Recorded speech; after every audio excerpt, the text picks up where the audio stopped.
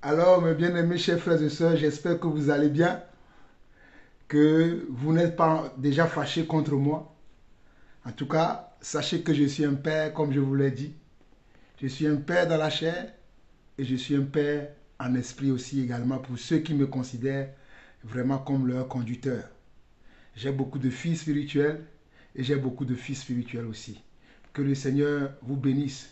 Je profite de cette occasion pour saluer le couple Diamana. Le couple Diamana qui était en région parisienne avec moi, mais par la grâce de Dieu, ils ont déménagé pour aller vivre maintenant à Beauvais. Je profite de cette occasion pour vous saluer. Je salue mon frère Danilo à Nice, lui et son épouse. Je salue mon frère Hugues et son épouse à Lomé. Je salue également mon frère Alessandre et son épouse. Je salue également mes soeurs qui sont avec moi tous les jours, notamment ma chère maman, ma maman que j'aime beaucoup, maman Julienne, qui est une sœur et une maman pour moi, avec qui j'apprends beaucoup de choses aussi également. Que le Seigneur vous bénisse. Je salue également tous mes frères à travers le monde, mes nouveaux frères, notamment tous les nouveaux pasteurs qui me suivent en Côte d'Ivoire et toute l'équipe qui est avec vous, les frères et sœurs qui sont là-bas. Comme je vous l'ai dit, Dieu me fera la grâce cette année-ci, nous allons nous voir ensemble. Soyez bénis. Alors mes chers frères et sœurs, nous étions dans Genèse 24 et nous étions au verset 12 jusqu'au verset 14 où le serviteur a dit, je vais relire jusqu'à aller au verset 19 et je vais m'arrêter. Et le serviteur dit, et il dit, l'Éternel Dieu de mon Seigneur Abraham, et il dit, Éternel, Dieu de mon Seigneur Abraham, fais-moi, je te prie, rencontrer aujourd'hui ce que je désire, et use de bonté envers mon Seigneur Abraham. Voici, je me tiens près de la source d'eau, et les filles des gens de la ville vont sortir pour puiser de l'eau.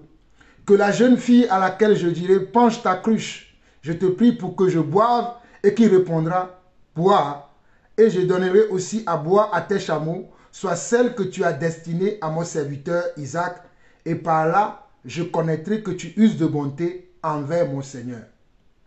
Nous avons vu les attitudes de cette prière. Nous avons vu comment le serviteur a su prier avec de telles attitudes. Permettez-moi. Le serviteur a prié avec une exactitude, avec des précisions dans la prière, afin de ne pas se louper, parce que le mariage, on ne se marie qu'une seule fois. On ne se marie pas deux fois, on ne se marie pas trois fois, à moins que vous puissiez perdre, à moins que vous êtes dans le cas où vous avez perdu votre conjoint. Si vous êtes en ménage et que par les épreuves de la vie, le Seigneur a enlevé votre conjoint, là le Seigneur vous permet de vous remarier. Mais si tel n'est pas le cas, lorsque vous rentrez dans le mariage, c'est que la mort qui peut vous séparer du mariage. S'il n'y a pas de mort, peu importe ce que vous subissez dans le mariage, vous allez rester.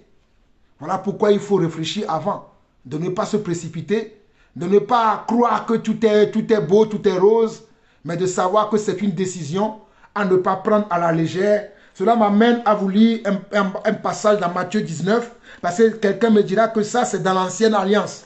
Jésus a dit quelque chose dans Matthieu 19 que vous devez comprendre aussi pour savoir que cela est très important de ne pas se louper dans le mariage, parce que le mariage pour nous les enfants de Dieu est très capital de le faire selon le plan de Dieu. Dans Matthieu 19, le verset 1 au verset 9. Matthieu 19, le verset 1 au verset 9, on nous dit ceci. Lorsque Jésus eut achevé ses discours, il quitta la Galilée et alla dans le territoire de la Judée au-delà du Jourdain. Une grande foule le suivit et là il guérit les malades. Les pharisiens l'abordèrent et dirent, pour le prouver, est-il permis à un homme de répudier sa femme pour un motif quelconque? Regardez la question. Est-il permis à un homme de répudier sa femme, c'est-à-dire de se divorcer de sa femme, de se séparer de sa femme pour un motif quelconque? Verset 4, il répondit, n'avez-vous pas lu que le Créateur, au commencement, fit l'homme et la femme? Ce que je vous ai lu dans Genèse 1, verset 26 là, au verset 29, c'est ce que Dieu dit ici. C'est ce que Jésus leur rappelle ici, en leur disant, n'avez-vous pas lu que le Créateur, au commencement fit l'homme et la femme? N'avez-vous pas lu qu'au commencement, le Créateur, Dieu, fit l'homme et la femme? Mais pourquoi vous voulez les séparer? Voilà pourquoi il dit au verset 5, et qu'il dit, c'est pourquoi l'homme quittera son père et sa mère et s'attachera à sa femme et les deux deviendront une seule chair. Genèse 2, verset 18 au verset 24. Jésus donne la raison. Il dit, c'est pourquoi, verset 5 de Matthieu 19, c'est pourquoi l'homme quittera son père et sa mère et s'attachera à sa femme. Et les deux deviendront une seule chair. Ainsi, ils ne sont plus deux, mais ils sont une seule chair. Que l'homme donc ne sépare pas ce que Dieu a joint. Que l'homme donc ne sépare pas ce que Dieu a joint. Voilà, c'est pour toutes ces raisons-là que moi je ne peux pas m'immiscer dans vos mariages. Je vous préviens, hein, certains d'entre vous, vos maris vous diront, je suis maintenant votre mari, je t'interdis de suivre ce monsieur. Je vous ai prévenu. Certains d'entre vous, vos maris vous diront, je suis votre mari, je n'aime pas ce que ce monsieur prêche. Il se prend pour qui celui-là? Je ne veux plus te voir le suivre. Et vous devez choisir entre votre mari et moi, votre conducteur spirituel. Et je vous conseille déjà que vous devez suivre votre mari. Ah oui. Donc c'est pour ça que réfléchissez avant de vous mettre dans le mariage. Réfléchissez, choisissez un fils du royaume. Si c'est un fils véritable du royaume, il ne vous dira pas, n'écoutez plus le frère Jean-Paul Lawson. Parce qu'il saura que le frère Jean-Paul Lawson est son frère. Est-ce que vous voyez cela? Il saura que le frère Jean-Paul Lawson est son frère. Il saura que le frère Jean-Paul Lawson est son frère. Que celui qui a des oreilles pour entendre, entend ce que l'Esprit dit à son église. Verset 6 au verset 9. Ainsi, ils ne sont plus deux, mais ils sont une seule chair. Que l'homme donc ne sait pas parce que Dieu a joint. Pourquoi donc lui dit-il, Moïse a-t-il prescrit de donner à la femme une lettre de divorce et de la répudier? Verset 8, il leur répondit, c'est à cause de la dureté de vos cœurs que Moïse vous a permis de répudier vos femmes. Au commencement, il n'en était pas ainsi. Et nous voulons venir au commencement. Au commencement, Dieu bénit l'homme et la femme. Il dit, allez-y, soyez féconds, multipliez-vous. Vous voulez entrer dans le mariage, vous allez vous multiplier. Mais dans un mariage, il faut comment? Il faut le père et la mère. Il faut l'homme et la femme. Parce que la voix d'homme dans la maison fera que vos enfants seront épargnés de certaines choses. La voix d'une femme dans la maison fera également que vos enfants seront épargnés d'une seule chose. L'homme seul ne peut pas élever les enfants. La femme seule ne peut pas élever les enfants. Ce n'est pas le cadre que Dieu a voulu pour une famille. Je peux comprendre que vous êtes deux et à un moment donné, Dieu a appelé l'un. C'est différent. Ça, c'est la volonté de Dieu. Mais que toi-même, tu te mets avec un homme que Dieu n'a pas validé, ou que toi-même tu te mets avec une femme que Dieu n'a pas validée, et que plus tard tu dis non, moi je vais me séparer. De toute façon, Dieu va m'aider, je vais élever les enfants tout seul. Non, ceci n'est pas la volonté de Dieu. Ceci, c'est l'ennemi qui te donne cette pensée. Alors réfléchis bien avant de rentrer dans le mariage. Donc dans Genèse chapitre 24, nous voyons également que Abraham, qui est un père, a choisi un conjoint pour son fils Isaac. Il a envoyé son serviteur en lui donnant des consignes précises. En lui donnant des consignes précises, et le serviteur a comment? Ayez l'attitude de ce serviteur-là. Le serviteur a suivi ces consignes-là à la lettre. Il n'a pas fait comme il veut.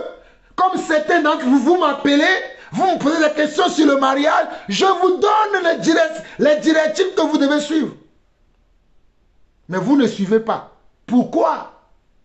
Et après, vous vous étonnez que vous avez des problèmes dans vos mariages. Et après, vous venez me dire, frère, viens parler à mon époux. Mais ton époux ne veut pas que je vienne chez toi, tu ne le sais pas. Tu ne sais pas que ton époux n'aime pas ma présence.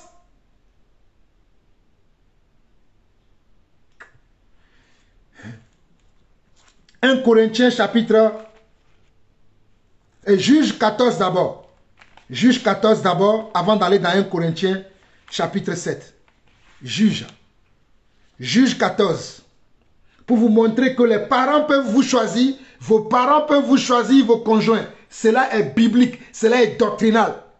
Ce n'est pas parce qu'aujourd'hui dans le monde, vous allez à l'école, vous faites des études universitaires, et que, bon, voilà, vous avez des diplômes, des gros diplômes selon la chair, que vous vous dites, non, toi papa, toi maman, ce n'est pas toi qui vas me choisir mon conjoint. Je suis assez grand pour décider. Hey!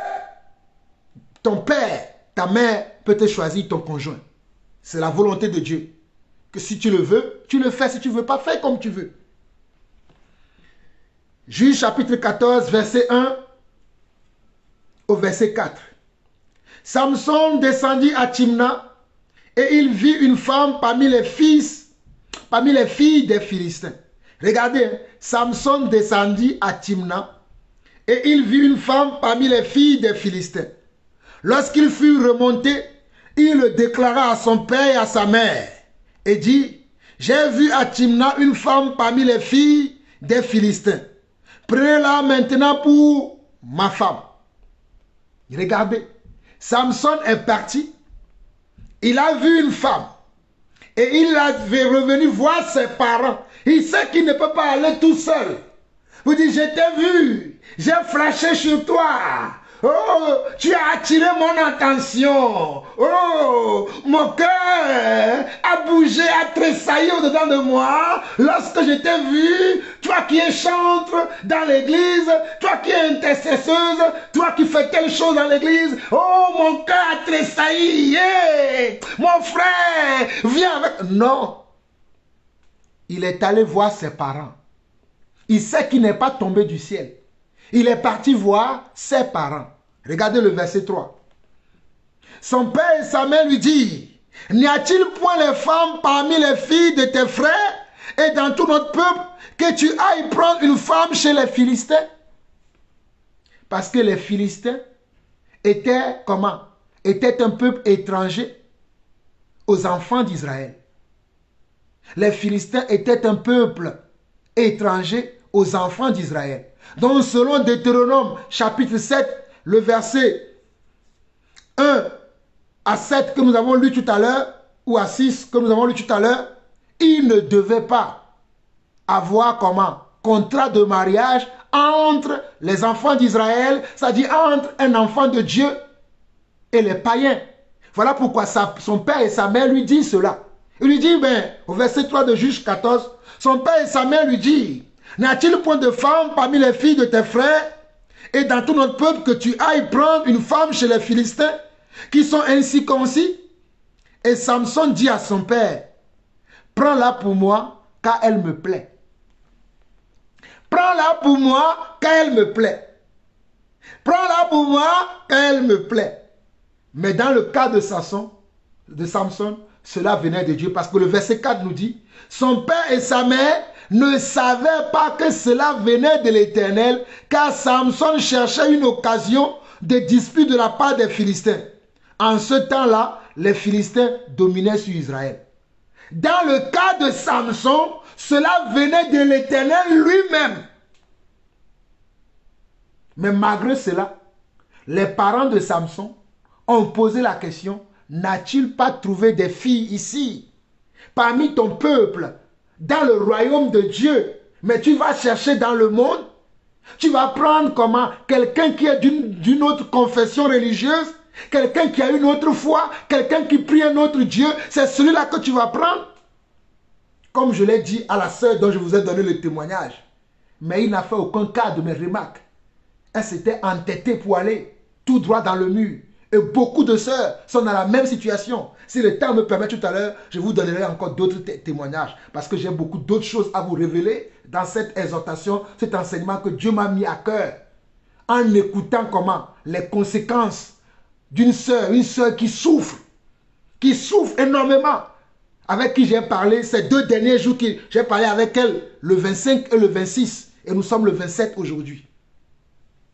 Et c'est en parlant avec elle, et je lui ai même dit, à cause de ton histoire, je vais faire encore un enseignement pour exhorter les frères et sœurs, et surtout les sœurs, celles qui ne sont pas encore rentrées dans le mariage, à faire beaucoup attention, à doubler de vigilance, à se préserver, à ne pas se précipiter pour le mariage.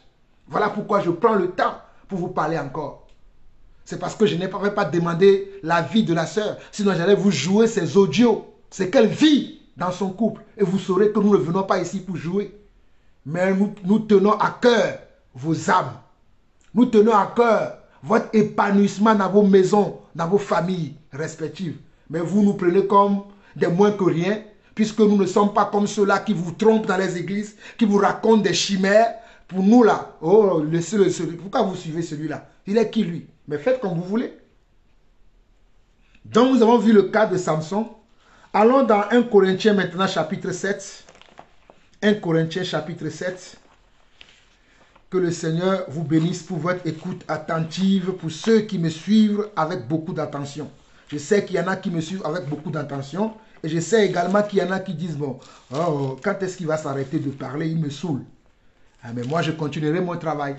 Je travaille pour Dieu. 1 Corinthiens chapitre 7, à partir du verset 1er jusqu'au verset 15, et après nous allons reprendre à partir du verset 30 par là.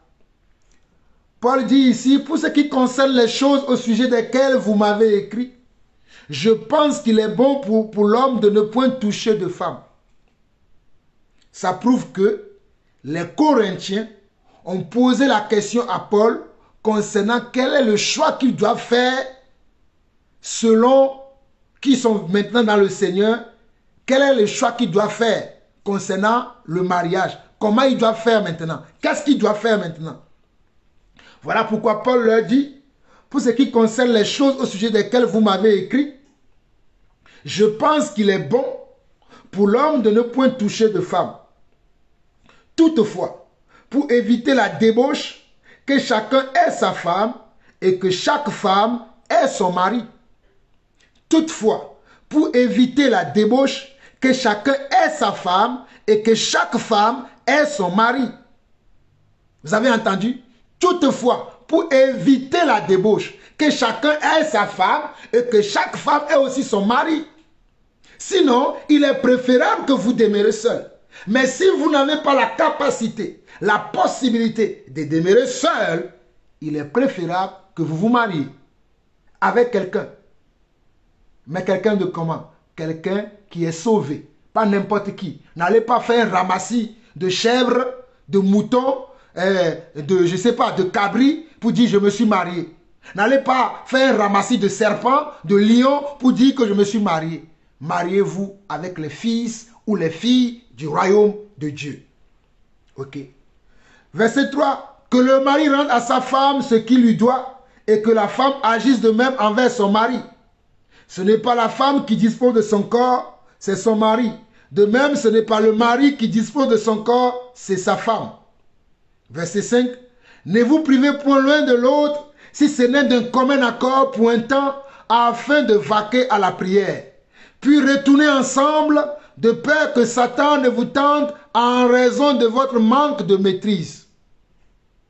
Vous avez entendu? Lorsque vous allez entrer dans le mariage, ne dites pas c'est mon corps. Eh, Marie, ne touche pas mon corps. Eh, je suis fatigué. Ça va faire qu'au bout d'un moment, ton mari va aller ailleurs. Tu auras poussé ton mari à l'impudicité. Est-ce que tu vois ça? Es-tu prêt à supporter ça? Si ton mari te demande du lundi au dimanche, ma soeur, est-ce que je peux aller avec toi? Je parle de votre intimité là. Ne commence pas à dire, oh non, tu ne peux pas, frère. J'ai trop travaillé aujourd'hui, je suis fatigué. Laisse-moi dormir. Oh, toi aussi, tu n'as pas fait hier. Eh, mon ami, ce n'est pas moi qui dis. Hein.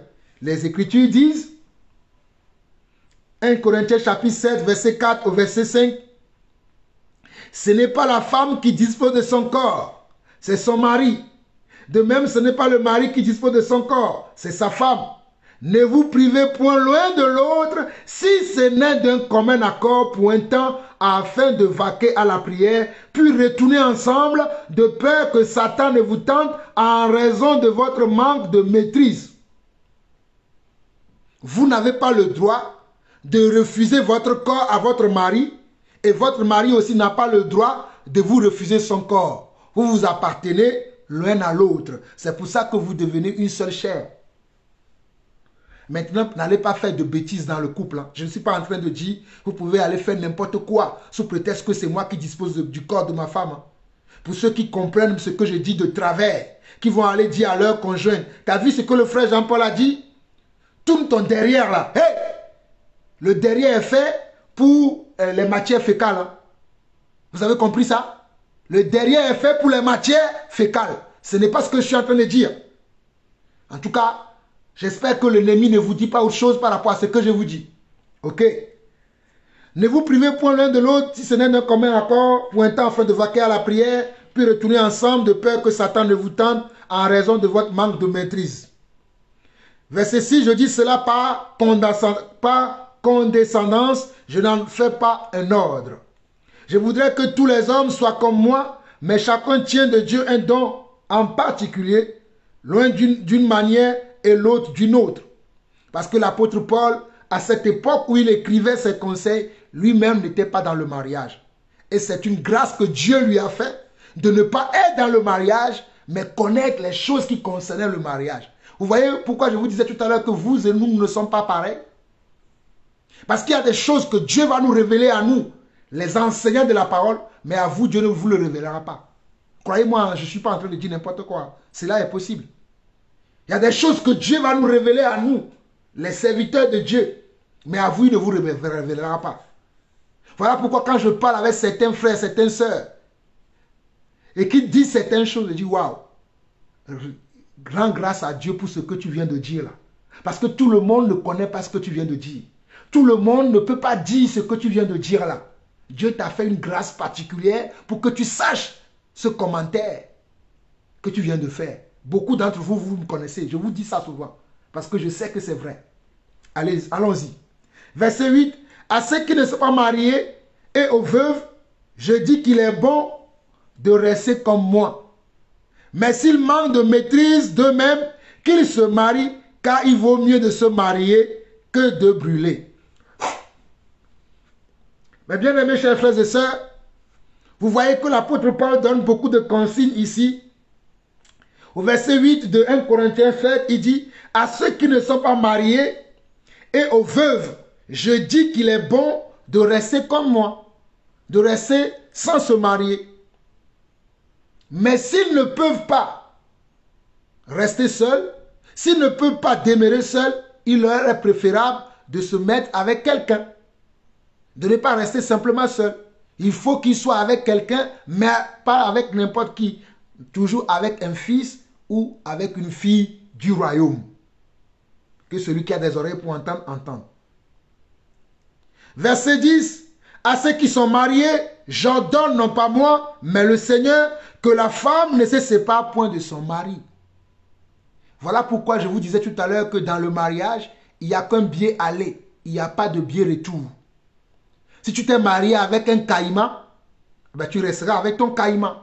Il fallait bien ouvrir tes yeux avant d'aller avec le caïman. Si tu t'es marié avec une girafe, eh ben mon ami, tu iras avec la girafe tout le temps. Tu ne pourras pas dire, je ne savais pas. Voilà pourquoi maintenant, là, ouvre tes yeux avant.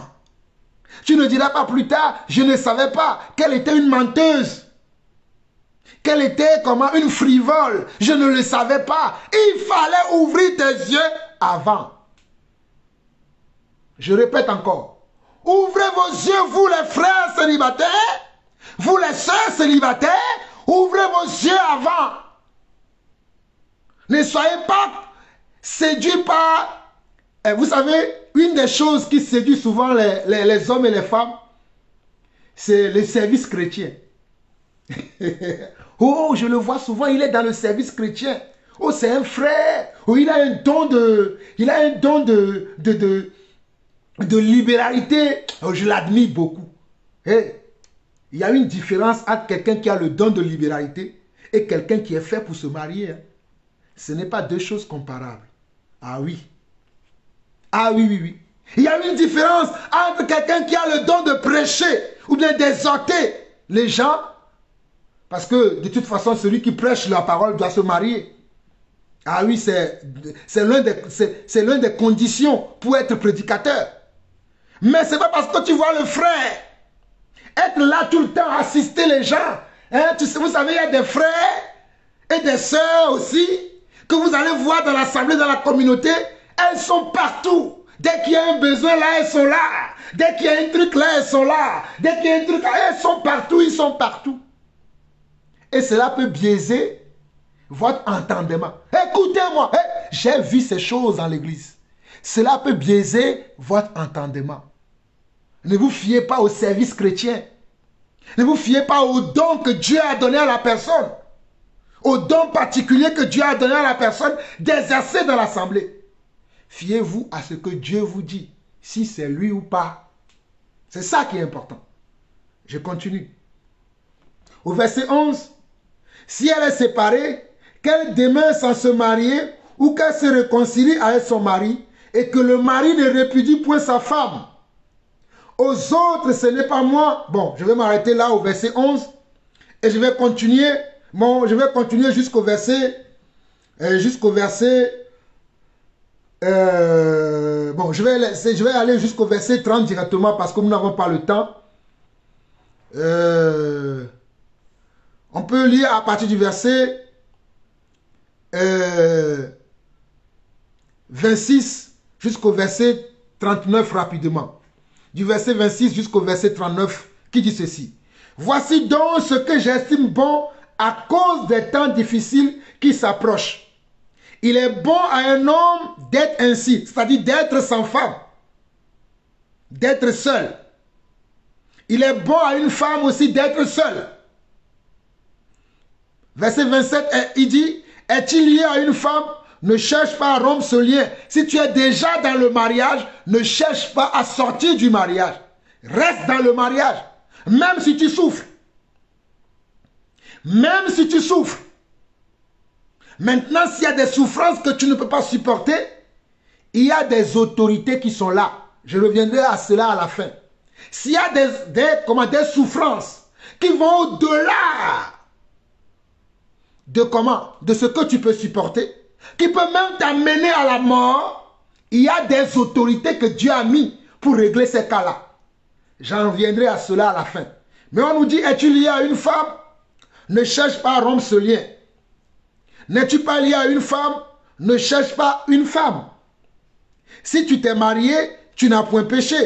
Et si la vieille s'est mariée, elle n'a point péché. Mais ces personnes auront des tribulations dans la chair. Et je voudrais vous les épargner. Je suis comme l'apôtre Paul. Je vais vous épargner des tribulations dans la chair. Voilà pourquoi je vous conseille de ne pas vous précipiter pour vous marier. Mais que vous devez avoir la confirmation. Vous devez avoir la certitude que la personne avec qui vous voulez aller, la personne avec qui vous voulez fonder votre famille, le ménage dans lequel vous voulez aller, que cela est véritablement de Dieu. Verset 29. Voici ce que je dis, frère. C'est que le temps est court, que désormais ceux qui ont une femme soient comme n'en ayant pas. Ceux qui pleurent comme ne pleurant pas. Ceux qui se réjouissent comme ne se réjouissant pas. Ceux qui achètent comme ne possédant pas. Et ceux qui usent du monde comme n'en usant pas. Car la figure de ce monde passe. Verset 32. Oh, je voudrais que vous soyez sans inquiétude. Celui qui n'est pas marié s'inquiète des choses du Seigneur, des moyens de plaire au Seigneur. Vous voyez? Celui ou celle qui n'est pas marié s'inquiète des choses du Seigneur, des moyens de plaire au Seigneur. Et verset 33. Et celui qui est marié s'inquiète des choses du monde, des moyens de plaire à sa femme.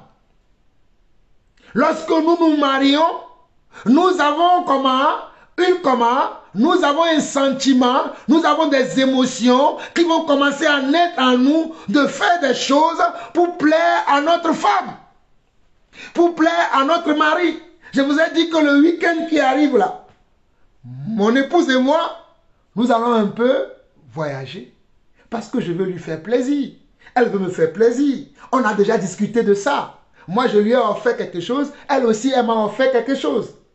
Vous voyez? C'est ça le mariage. Le mariage, c'est donnant-donnant. Tu vas donner quelque chose à l'autre. L'autre aussi va te donner quelque chose. Et vous deux, vous allez être en commun accord pour vivre d'une certaine manière. Es-tu préparé pour ça? Il n'y a pas que la joie dans le mariage. Hein? Oh, crois-moi, il y a aussi des peines. Oh, crois-moi. Oh, si mon épouse pouvait vous dire comment je suis dur. Comment je suis un homme qui ne passe pas sur certaines choses. Mais elle supporte. Moi aussi, je peux vous dire comment je la supporte aussi sur certaines choses. Parce que je sais que nous sommes condamnés à vivre ensemble et que nous formons un seul corps. Je la supporte, elle me supporte. Je patiente, elle patiente. Je travaille sur mon corps, elle travaille aussi sur son corps.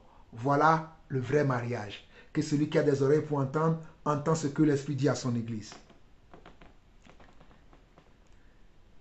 Verset 34. Il y a de même une différence entre la femme et la vierge. Celle qui n'est pas mariée s'inquiète des choses du Seigneur, afin d'être saine de corps et d'esprit. Et celle qui est mariée s'inquiète des choses du monde, les moyens de plaire à son mari. Je dis cela dans votre intérêt. Ce n'est pas pour vous prendre au piège, c'est pour vous porter à ce qui est bienséant et propre à vous attacher au Seigneur sans distraction. Si quelqu'un regarde, regardez bien le verset 36. Une confirmation encore. Non pas que tout à l'heure j'étais dans l'ancienne alliance, mais une confirmation encore que les parents peuvent marier leurs enfants. Je tiens à vous préciser ces choses. Parce qu'il y a certains d'entre vous, vos parents vont choisir des conjoints pour vous et vous allez refuser. Mais ce sont ces gens-là avec qui vous devez aller. Est-ce que vous comprenez ce que je suis en train de dire? Certains d'entre vous là, ce sont vos parents qui vont choisir vos conjoints. Et vous devez les accepter. Ne dites pas, papa, oh, tu sais, moi je n'aime pas ton choix. Ton père peut-il te donner un poison? Donc c'est pour ça que toi là, commence déjà à prier pour ton mariage. Pour que la personne que ton père va te donner là, soit la personne de la volonté de Dieu. Et oui, commence à prier. Commence à jeûner pour ton mariage. Commence à travailler sur ton mariage. Ne sois pas un chrétien, un croyant paresseux. Verset 36 de 1 Corinthiens 7. Si quelqu'un regarde comme déshonorant pour sa fille de dépasser l'âge nubile et comme nécessaire de la marier, qu'il fasse ce qu'il veut. Il ne pêche point, qu'on se marie. Mais celui qui a pris une ferme résolution, sans contrainte et avec l'exercice de sa propre volonté, et qui a décidé en son cœur de garder sa fille vierge, celui-là fait bien. Ainsi, celui qui marie sa fille fait bien, et celui qui ne la marie pas fait mieux. Avez-vous entendu? Celui qui marie sa fille fait bien, celui qui ne la marie pas fait mieux. Verset 39. Une femme est liée aussi longtemps que son mari est vivant. Mais si le mari meurt, elle est libre de se marier avec qui elle veut, seulement que ce soit dans le Seigneur. Je vous l'ai dit tout à l'heure. Quand nous rentrons dans le mariage, il n'y a qu'un billet aller. Il n'y a pas un billet de retour. Si tu te rends compte après dans ton mariage que tu t'es fait berner, tu t'es fait avoir, tu ne pourras pas retourner en arrière. Si tu es un enfant de Dieu, bien sûr, hein, ceux du monde, ils peuvent se débarrasser parce qu'ils n'ont aucune loi qui régit leur vie.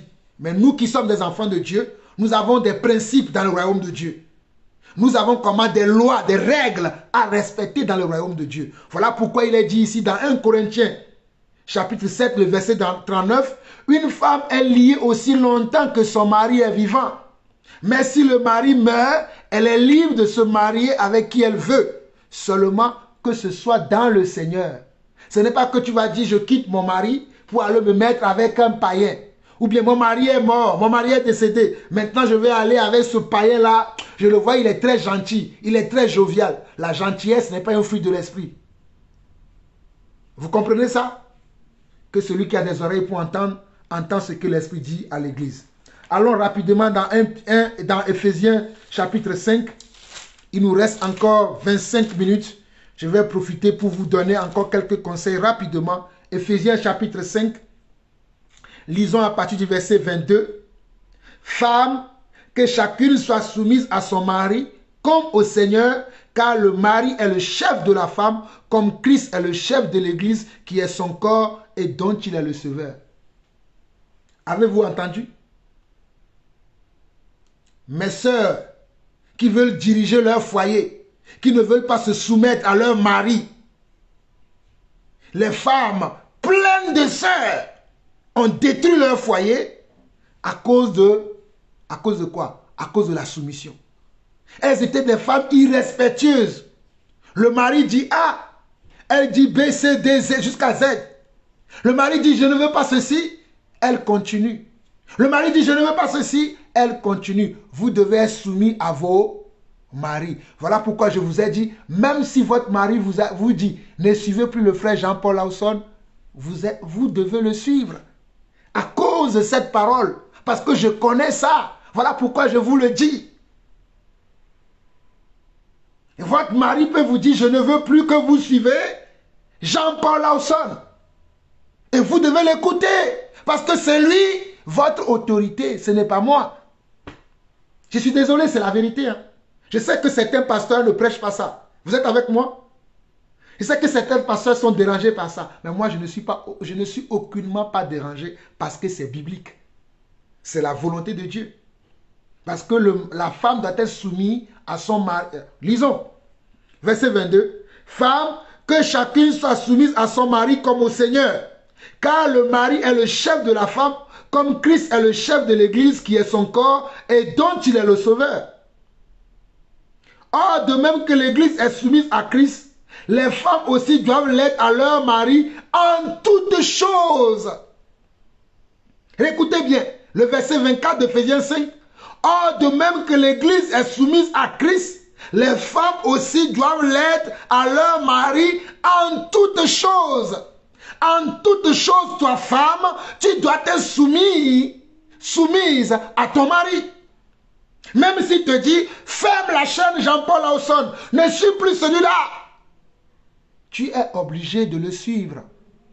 Voilà pourquoi je vous ai conseillé tout à l'heure, assurez-vous que le frère ou la sœur avec qui vous voulez aller est un fils ou une fille du royaume. Parce qu'un véritable fils du royaume ou une véritable fille du royaume ne pourra pas vous dire ne suivez pas ce frère. Il saura que je suis là dans votre vie pour vous aider. Est-ce que vous me comprenez? En tout cas, si vous comprenez, tant mieux. Si vous ne comprenez pas, ce n'est pas grave. Moi, j'avance. Verset 25. Marie, que chacun aime sa femme comme Christ a aimé l'Église et s'est livré lui-même pour elle, afin de la sanctifier en la purifiant et en la lavant par l'eau de la parole. Vous les maris aussi, vous devez comment? Aimer vos conjoints. Vous devez aimer vos épouses de la manière dont Christ a aimé l'Église. Monsieur, est-ce que tu sais toute la responsabilité que tu as sur tes épaules? Tu dois aimer ta conjointe, tu dois aimer ton épouse de la manière dont Christ a aimé l'Église. Elle s'est préparée, elle ne s'est pas préparée, tu dois l'aimer. Elle te parle de la bonne manière ou elle ne te parle pas de la bonne manière, tu dois l'aimer. Elle t'insulte, elle ne te respecte pas, tu dois l'aimer. Parce que c'est ainsi que dans l'église, nous ne respectons pas le Seigneur, nous ne l'écoutons pas, nous l'injurions, nous faisons des commérages sur lui, nous avons des comportements. Mais le Seigneur supporte, il nous pardonne. Alors toi, homme aussi, c'est de cette manière-là que tu dois traiter ta femme. C'est de cette manière-là que moi-même, je traite ma femme. Posez-lui la question, il vous dira. Je ne vous enseigne pas quelque chose que je ne vis pas. Moi, je suis pratico-pratique. Ce que je vous enseigne, c'est ce que moi-même je pratique dans ma vie. Je ne suis pas comme vos vendeurs d'illusions. Sinon, je ne ferai pas 17 ans dans le mariage. Et certains d'entre vous, vous priez pour que mon mariage se casse pour dire, ah vous voyez, tu as vu, vous priez en vain. Vous priez en vain. Verset 26 jusqu'au verset 32. Verset 27 jusqu'au verset 26 jusqu'au verset 32. Afin de la sanctifier, la purifier et en la lavant par l'eau de la parole, pour faire paraître devant lui cette église glorieuse, sans tache ni ride, ni rien de semblable, mais sainte et irréprochable. C'est ainsi que le mari doit aimer sa femme comme son propre corps. Celui qui aime sa femme s'aime lui-même. Car jamais personne n'a haï sa propre chair, mais il la nourrit et en prend soin comme Christ le fait pour l'Église. Parce que nous sommes membres de son corps. Verset 31. Pierre et Paul répètent ici encore la parole du Seigneur. Verset 31. C'est pourquoi l'homme quittera son père et sa mère, s'attachera à sa femme, et les deux deviendront une seule chair. C'est pourquoi l'homme quittera son père et sa mère, s'attachera à sa femme, et les deux deviendront une seule chair. Ce mystère est grand. Je dis cela par rapport à Christ et à l'Église. Du reste, que chacun de vous aime sa femme comme lui-même et que la femme respecte son mari. Vous avez écouté? Du reste, que chacun de vous aime sa femme comme lui-même et que la femme respecte son mari. Femme, respectez vos maris.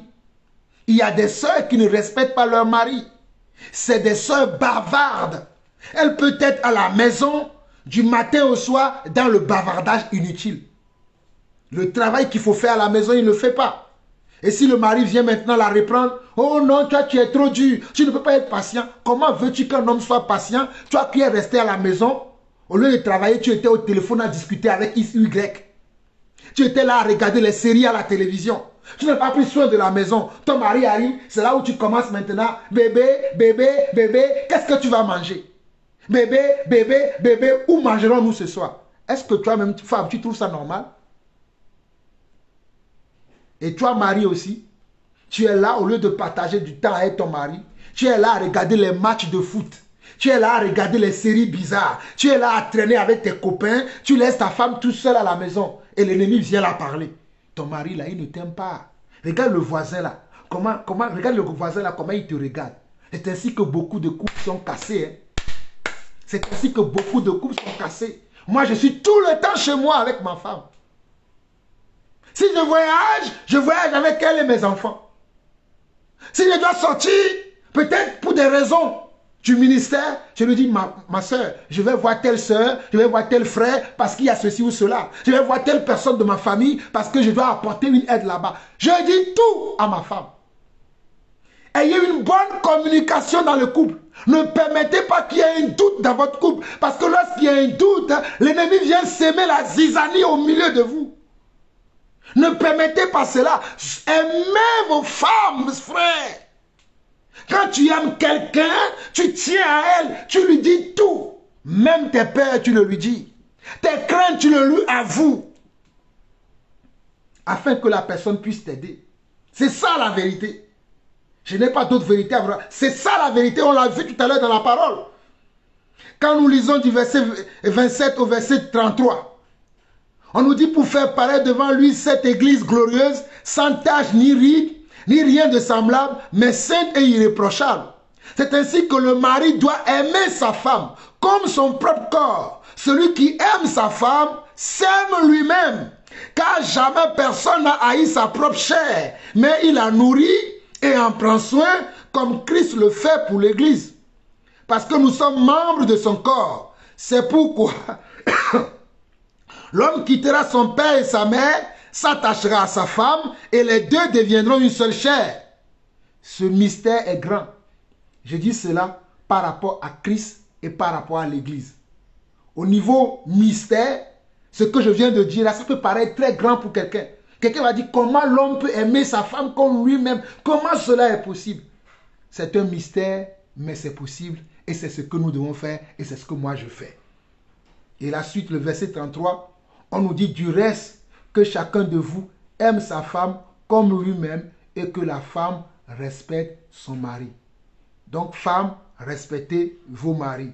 Et hommes, aimez vos maris. Si tout ce que je viens de vous dire là est pratiqué dans vos ménages, sachant qu'à partir du choix, à partir du départ, à partir du commencement, vous avez pris le temps d'abord de préparer votre mariage dans la prière et que vous ne vous êtes pas précipité au premier venu, hein, à la première occasion, vous ne vous êtes pas sauté dessus, mais vous avez réfléchi pendant plusieurs moments, demandé la vie du Seigneur pendant plusieurs moments, et qu'entrez maintenant dans le mariage. Une fois que vous avez eu l'accord du Seigneur et que vous êtes rentré dans le mariage, vous continuez à pratiquer la parole de Dieu, vous n'aurez jamais un mariage disloqué. Vous n'aurez jamais de problèmes dans votre ménage. Vous n'aurez jamais de problèmes dans votre ménage. Même s'il y a des problèmes, vous trouverez toujours des solutions à vos problèmes. Mais si vous ne respectez pas cette parole, vous serez à la merci de la séparation. Et je vais directement sur la séparation parce que certains d'entre vous, vous vivez la séparation et cela est douloureux pour vous.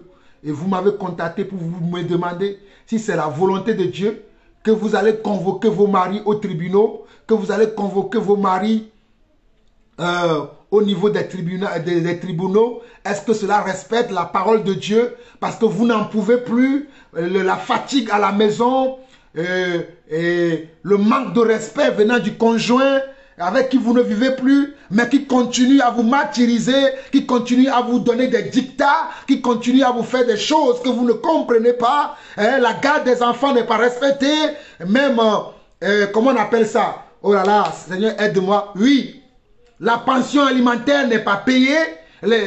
Quand les enfants sont malades, vous appelez le frère. Je ne dis pas le frère, vous appelez le monsieur ne vient pas. Mes soeurs, faites attention. Aujourd'hui là, ce monsieur peut vous donner 10 000 euros, 20 000 euros, 30 000 euros.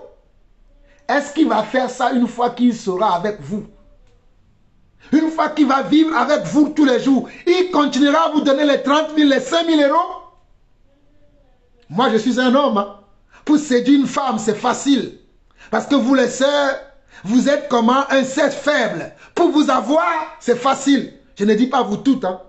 Mais certains d'entre vous, là, vous avez une facilité à tomber dans les bras d'un homme. À croire que l'homme qui vous voit là, c'est l'homme le plus parfait du monde. C'est l'homme avec qui vous allez faire votre vie. Ne rêvez pas. Vous aimez trop rêver. Nous ne sommes pas dans Alice au pays des merveilles. Nous sommes dans l'église et nous sommes dans le monde. Et nous devons faire attention. Voilà pourquoi le Seigneur dit dans 1 Pierre chapitre 5, il dit veillez, car le diable, votre adversaire, rôde, cherchant qui dévorer.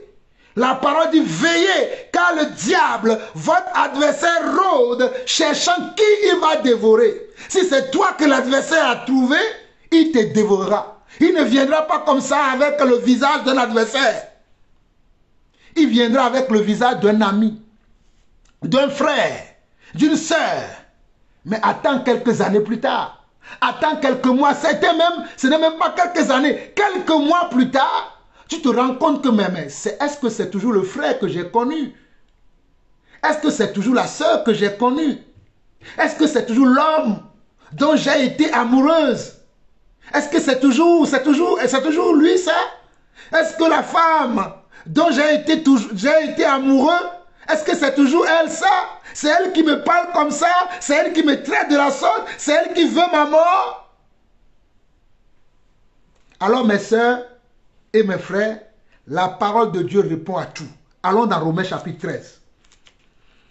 Vous qui ne supportez plus comment vos maris vous traitent, la pension alimentaire n'est pas payée.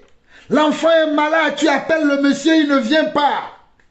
L'enfant est gravement malade, il est même hospitalisé. Tu dis frère, tu dis monsieur, ton fils est malade, il est hospitalisé, même ton message, il ne te répond pas. Pour éviter cela. Ou bien tu es là, le monsieur te tape dans le foyer. Tu es dans le foyer avec lui, hein, parce que tu dis, ah, j'ai déjà fait le mauvais choix.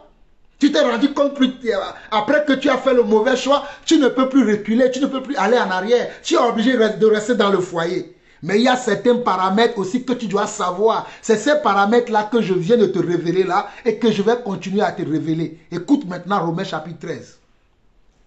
Romains chapitre 13 dit ceci. Que toute personne soit soumise aux autorités supérieures, car il n'y a point d'autorité qui ne vienne de Dieu, et les autorités qui existent ont été instituées de Dieu. Avez-vous écouté mes sœurs? Donc ce n'est pas une fatalité. Si tu souffres dans ton ménage, de dire qu'il n'y a pas de solution pour moi, je ne peux pas aller voir les autorités, cela n'est pas juste devant Dieu. Regarde ce que Dieu dit ici. Écoute bien, ma soeur, que toute personne soit soumise aux autorités supérieures, car il n'y a point d'autorité qui ne vienne de Dieu, et les autorités qui existent ont été instituées de Dieu. Que toute personne, même si tu es chrétien, tu dois être soumis aux autorités. Même si tu es disciple de Christ, tu dois être soumis aux autorités. Donc les autorités sont là pour les chrétiens et les non-chrétiens, pour les croyants et les non-croyants, pour les disciples et ceux qui ne sont même pas disciples. Les autorités sont là pour ça.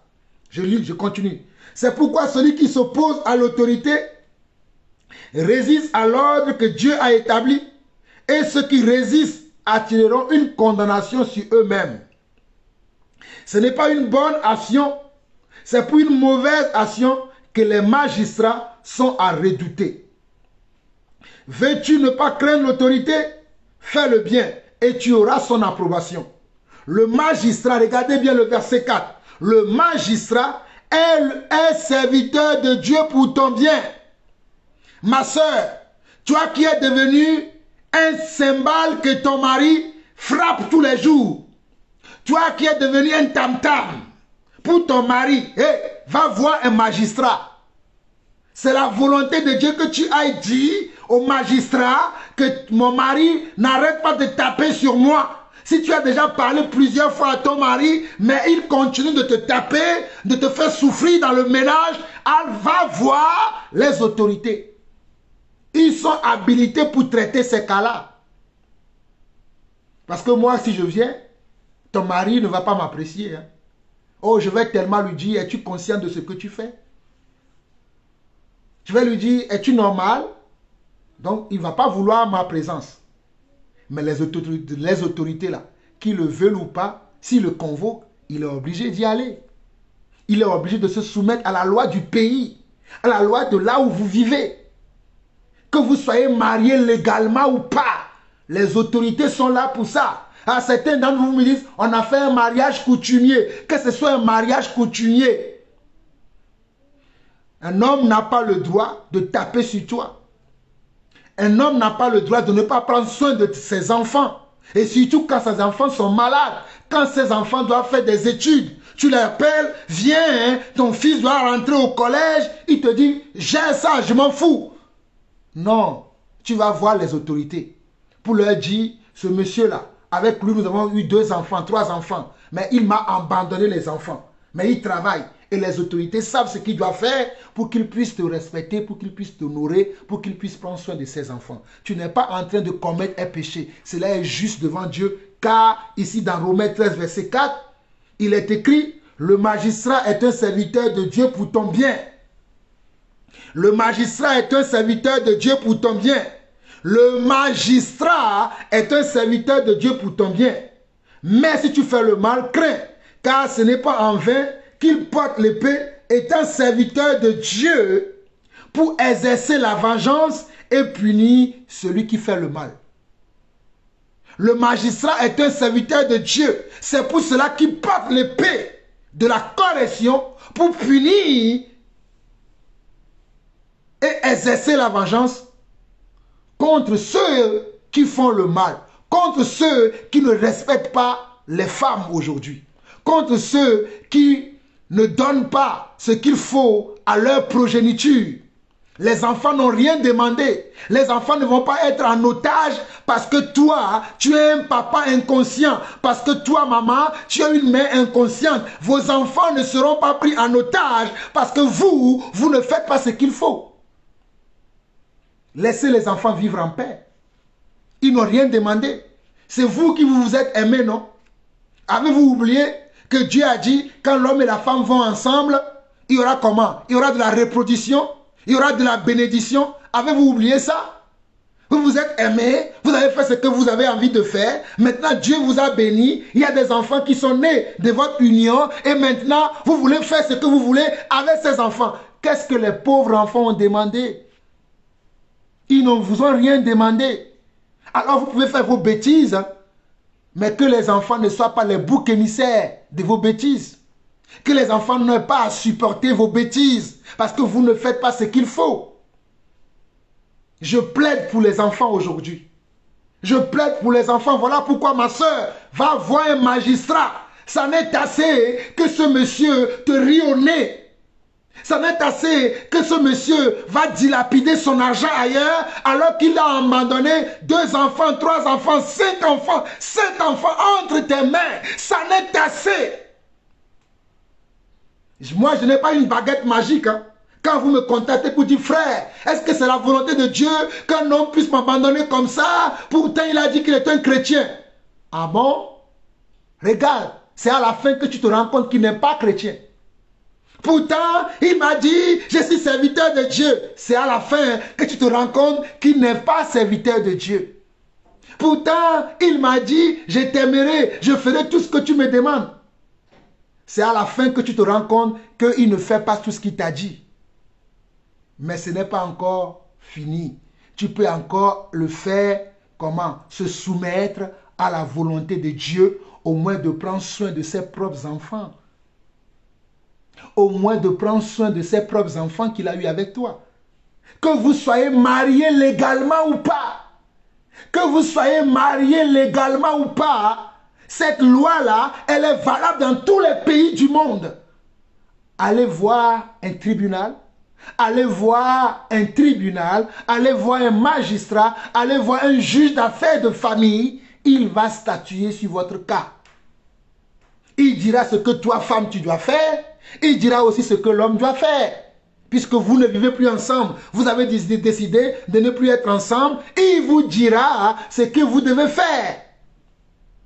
L'homme a fui la maison. Il a dit, je ne veux plus de toi. Et il a abandonné la maison. Il a laissé les enfants à ta charge. Le juge est un magistrat, un serviteur de Dieu pour cela.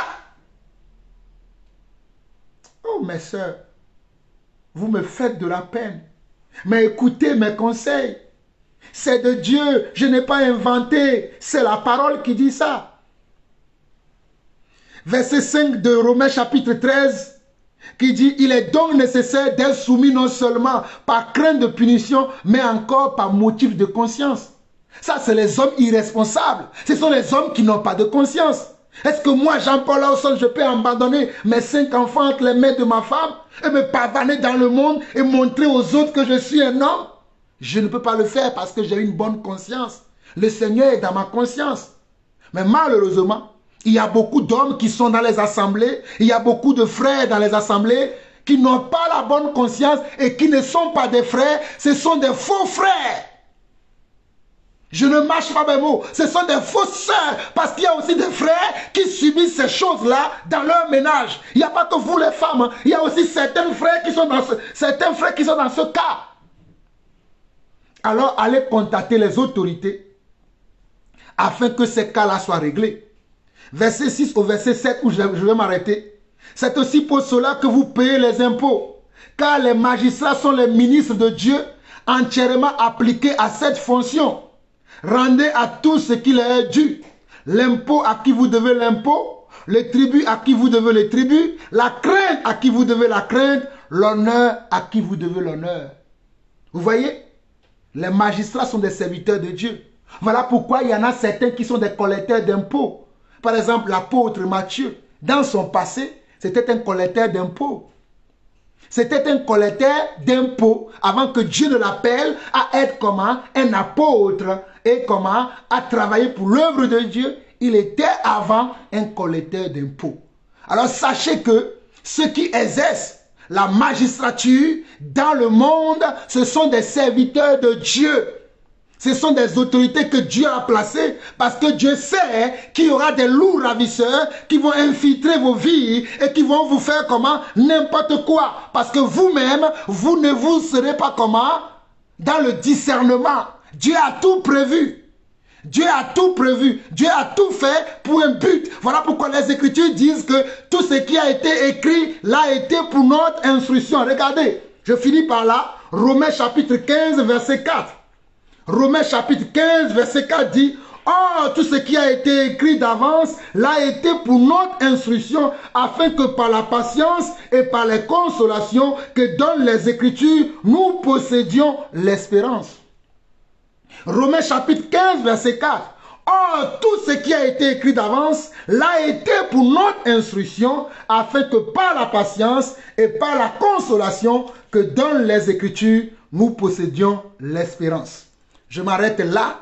Je crois que cette exhortation, cet enseignement a été long, a été plein de conseils partout.